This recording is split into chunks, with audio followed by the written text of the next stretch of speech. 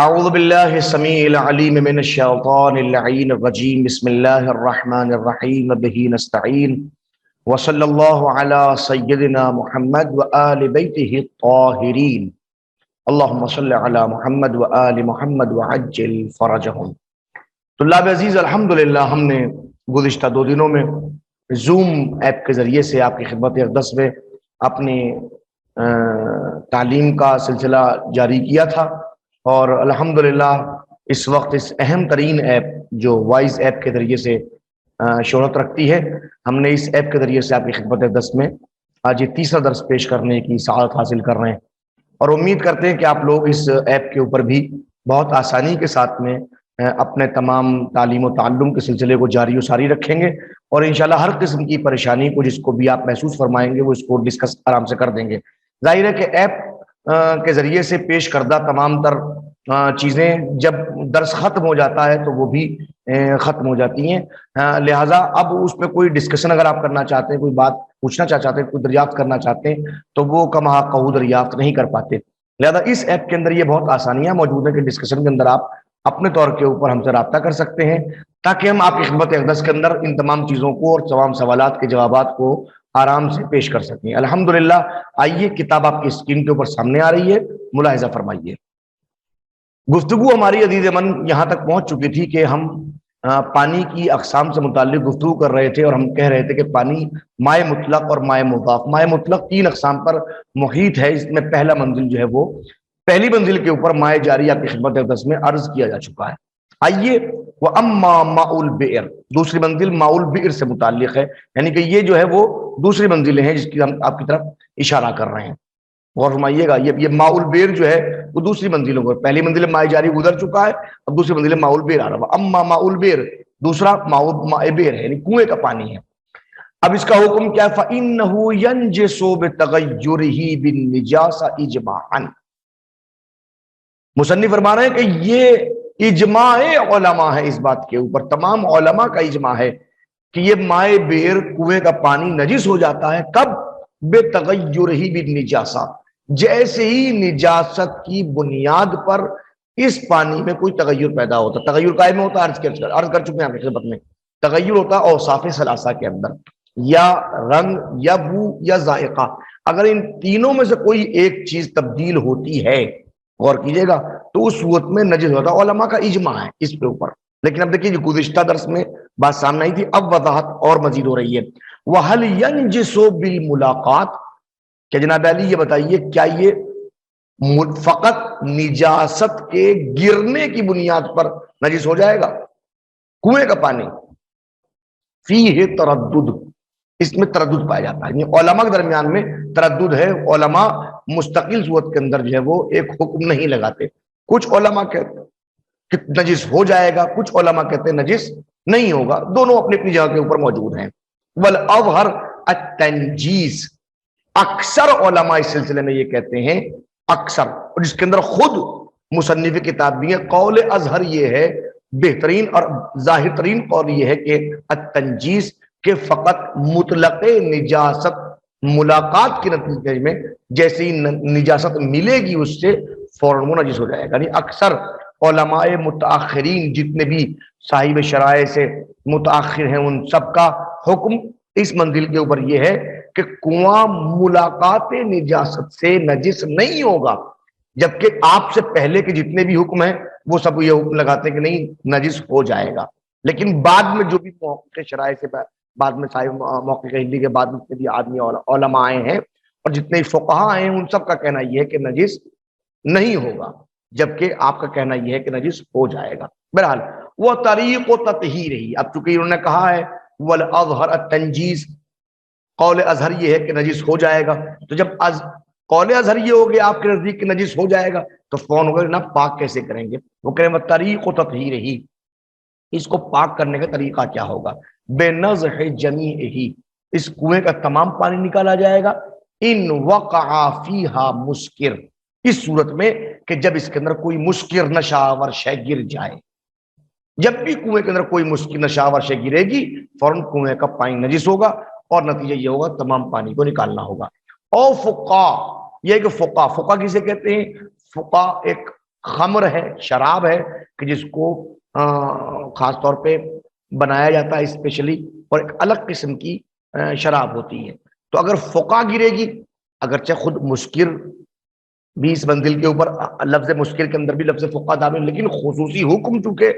روایت میں وارد ہوا ہے اس بنیاد کے اوپر کا، او فقا، یا فقا گر جائے تو اس صورت میں نزح جمی ہوگا، تمام پانی نکالا جائے گا۔ او منی،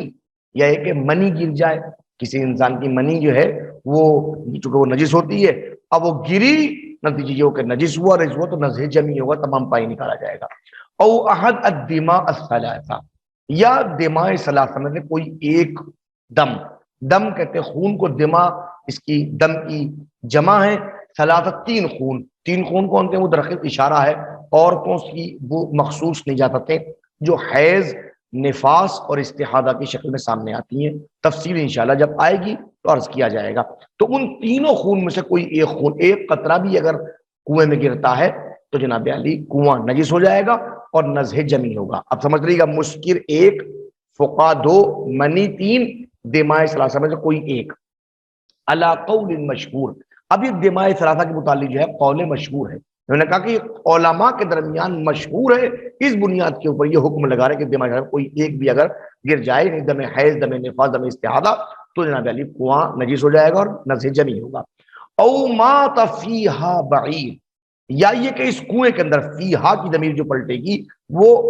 بئر کی طرف پلٹے گی، او مات فیہا، یا یہ کہ اس بئر کے اندر موت ہو جائے، بعیر، بعیر کی یعنی کہ اونٹ کی، اونٹ جو ہے وہ گر جائے اور گر کے مر جائے، تو اس صورت کے اندر تو اب مسکر ایک، فقا دو، منی تین، دماء ثلاثہ چار، اور بعیر پانچ، پانچ نجاستیں ایسی سامنے آئی ہیں کہ جس کی بنیاد کے اوپر اگر یہ نجاستیں کنویں میں گرتی ہیں تو نزح جمی ہوگا۔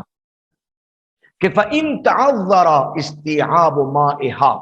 اب اگر اس کے تمام پانی کو نکالنا سے انسان معذور ہو جائے، فَإِن تَعَذَّرَ، معذور ہو جائے، استیعاب گھیر رہے ہو کہتے ہیں، مراد یہاں پہ اخراج ہے کہ اگر کوئی انسان جو ہے وہ اس منزل کے اوپر اخراج کرنے کے لیے آ رہا ہے، تمام پانی کو نکالنے سے معذور ہو جائے، تراوح علیہا اربعہ،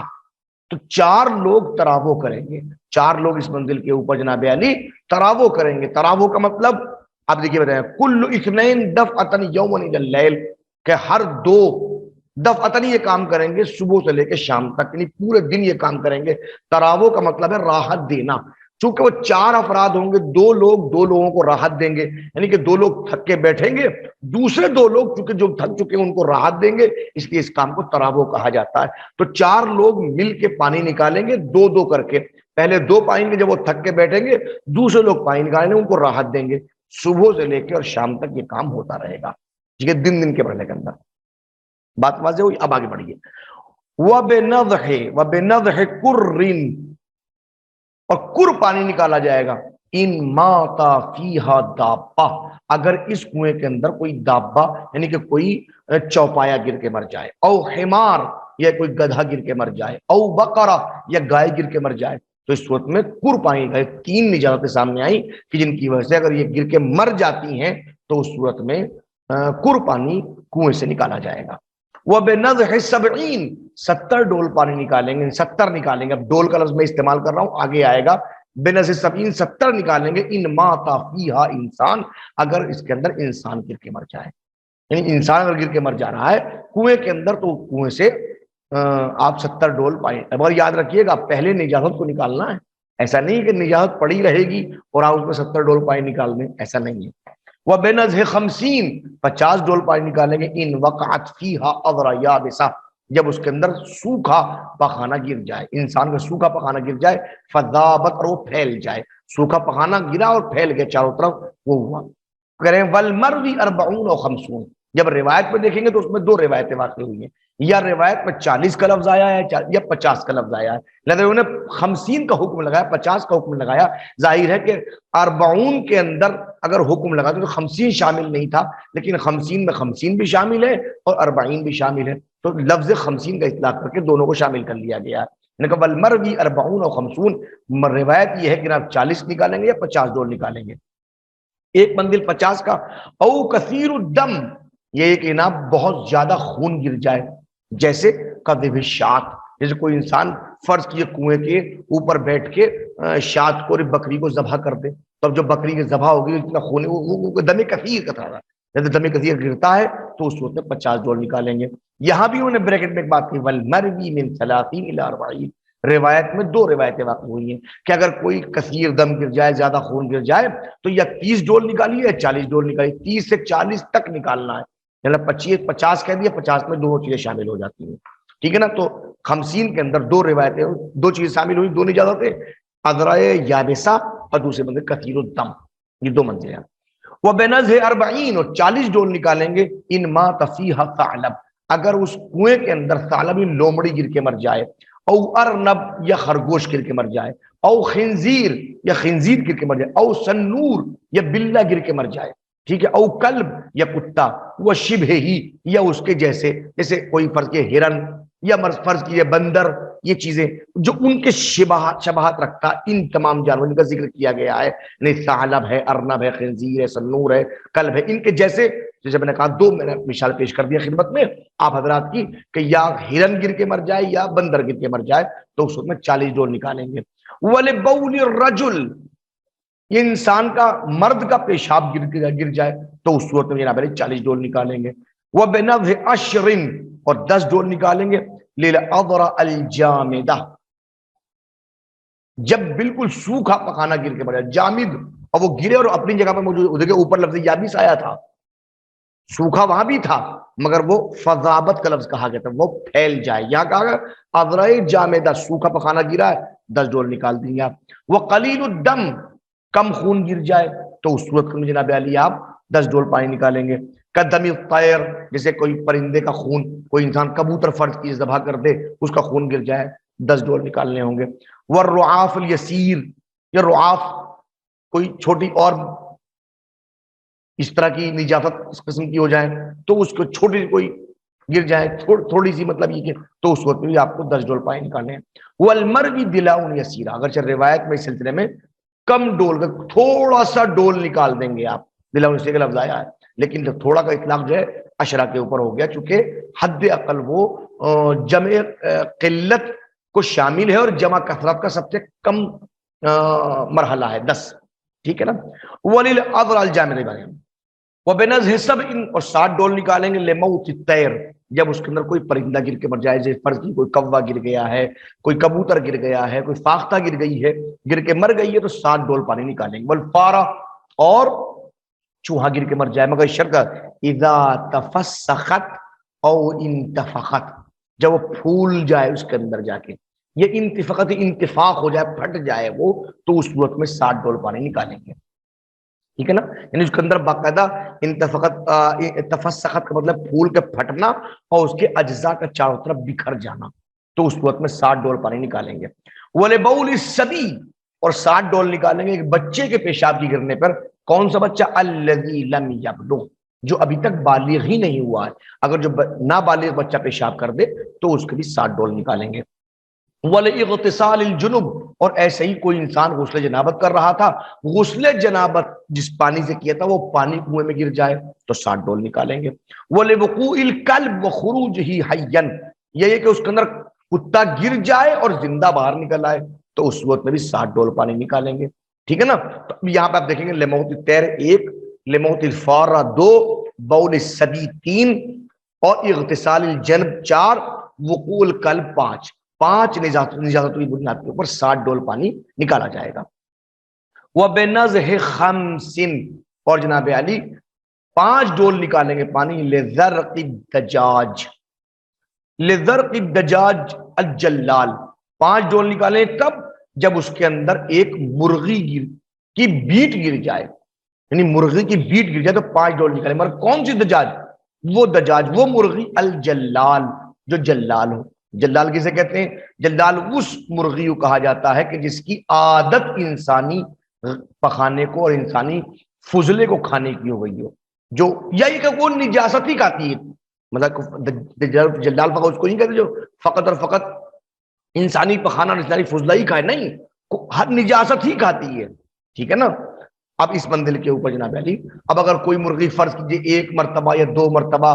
انسانی فضلہ کھا تو دجاج نہیں کہ جس کی عادت ہی یہی ہو، جو یہی کھاتی ہو تو اسے جلال کہتے ہیں. تو کہ اگر ایسی مرغی کی بیٹ گر رہی ہے، ضرب بیٹ کو کہتے ہیں، تو اس صورت میں 5 ڈول نکالیں گے. وہ بنظر ثلاث، اور 3 ڈول نکالیں گے لموت الحیہ، جب اس کے اندر کوئی سانپ گر کے مر جائے، والفارہ، اور ایسے چوہا گر کے مر جائے. چوہے کا ذکر تو پہلے بھی آیا تھا، مگر یہاں پر وہ شرط ختم ہو گئی، انتفاق کی اور تفسخ کی شرط ختم ہو گئی. اگر صرف گرے اور مر جائے تو اس وقت فقط 3 ڈول پانی نکالیں گے آپ. وہ بے نظہ دلوین، اور 1 ڈول پانی نکالیں گے لموت العصفور، جب اس کے اندر کوئی چڑیا گر کے مر جائے. وہ شبہ ہی، یا اس کے جیسی کوئی، جیسے یہ بلبل ہے فرض کیجئے، یا قطاف ہے، یا اور مختلف چڑیے، چھوٹی چھوٹی جو چڑیے ہوتی ہیں، وہ گر کے مر جائے تو اس وقت میں صرف 1 ڈول پانی نکالیں گے آپ. وہ لبول الصبی، اور ایسے ایک بچے کا پیشاب گر جائے، تو پہلے بھی گزر چکا تو نہیں، یہاں ایک شرط الذی لم یغتذ بالطعام، ایسا بچہ جو ابھی تک طعام سے غذا حاصل نہیں کرتا، جس کی غذا جو ہے وہ ابھی طعام ہے ہی نہیں، فقط ماں کا دودھ ہی پیتا ہے، تو اس صورت میں جناب علی اس سے آپ 1 ڈول پانی نکالیں گے. وفی ماء المطر،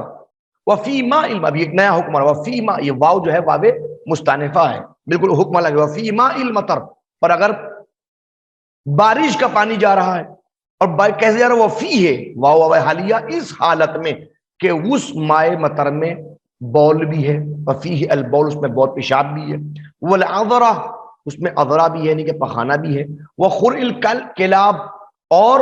کتوں کی رال بھی ہے، بہت کتوں کی رال بھی ہے، 30 دلون، تو اس وقت میں 30 ڈول پانی نکالا جائے گا. والدلو التي ينزه بها ما جرت العادة باستعمالها، سوال یہ ہے جناب وہ ڈول کون سا ہوگا، وہ جس ڈول کو نکالے تھے 30 ڈول 40 ڈول 50 جو آپ نے حکم لگایا، تو وہ ڈول کون سا ہوگا؟ کہ ڈول وہ ہوگا کہ جس کا استعمال عادتاً اس کنویں پہ کیا جاتا ہے. ٹھیک ہے نا، جس ڈول کو بھی، اگرچہ یہ آج مبتلا بے نہیں ہے، لیکن ایسے بات نہیں کہ بالکل بھی مبتلا بے نہیں ہے. بہت سی گاؤں ایسے ہیں کہ جہاں پر آج بھی کنویں کے ذریعے سے پانی لیا جاتا ہے، اور کنویں کے ذریعے سیرابی ہوتی ہے. کچھ ایسے علاقے آج بھی موجود ہیں کہ جہاں پر مکمل انحصار کنویں ہی کے اوپر ہوتا ہے. تو اگر وہاں کو نہیں لگے تو حکم معلوم ہونا چاہیے. ظاہر ہے کہ آج ٹیکنالوجی کا زمانہ، ہر جگہ سمرسیبل وغیرہ اور باقاعدہ تمام چیزیں موجود ہیں، لیکن ایسا نہیں ہے کہ یہ مسائل مبتلا بے نہیں ہیں. آج بھی بہت سی جگہوں پر یہ مسائل مبتلا بے ہیں، لہذا ان کا جاننا نہایت ضروری ہے. فروع ثلاثہ، انشاءاللہ اس کا بیان کل آپ کی خدمت میں ہوگا. کل تک کے لیے والسلام علیکم ورحمۃ اللہ وبرکاتہ.